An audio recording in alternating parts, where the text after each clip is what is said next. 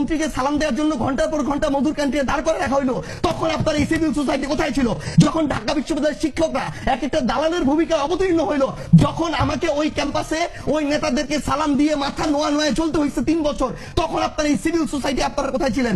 আমাকে এটাতে বাধ্য হইতে হয়েছে।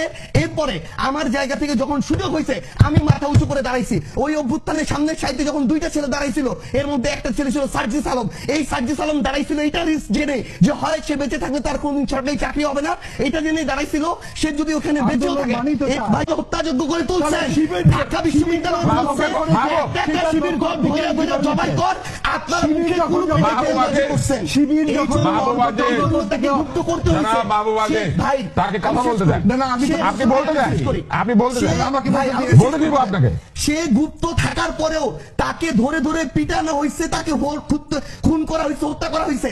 একটা মানুষ শেষ পর্যন্ত যখন আপনারা কেউ তার পক্ষে দাঁড়ান নাই, যে এই মনে করেন 25 বছরের ছেলেটা শিবির করে, ওই ছেলেটা তো তার আগের কোনো কিছুর সাথে সম্পর্ক নাই, তার তো বেঁচে থাকার অধিকার আছে, তার পরিবারের সাথে থাকার বাঁচার অধিকার আছে। তাকেও যখন শুধু একটা আদর্শভিত্তিক রাজনীতি করার কারণে হত্যাযোগ্য করা হয়েছে, সে গুপ্ত হয়ে গেছে।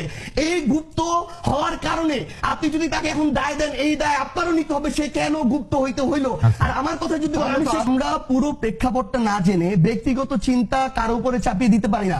এনসিপির রাজনীতি করবে, এনসিপি নির্বাচনের প্রয়োজনে সেটা করেছে, নির্বাচন শেষ হয়েছে। এখন এনসিপির যেটা বাংলাদেশের স্বার্থে, জনগণের স্বার্থে, দলকে সামনের দিকে এগিয়ে নিয়ে যাওয়ার জন্য যেটা যৌক্তিক মনে হবে, এনসিপি তার জায়গা থেকে ওইটা করবে।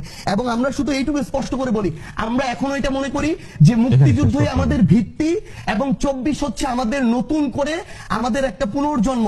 এই ভিত্তিটাকে মেনে আমরা আমাদের এই 24-এর আকাঙ্ক্ষাটা ধরে সামনের দিকে চলবো। জনগণ যদি আমাদেরকে মনে করে প্রাসঙ্গিক, আমরা প্রাসঙ্গিক থাকবো। জনগণ যদি মনে করে প্রাসঙ্গিক না, আমরা প্রাসঙ্গিক থাকবো না। কিন্তু কেউ যদি কোনো কিছু চাপিয়ে দিয়ে ব্লেম গেম খেলে মানুষকে বিভিন্ন ভাবে তার চিন্তাটা চাপিয়ে দেওয়ার চেষ্টা করে, এটা টিকবে না। আর সময় নাই।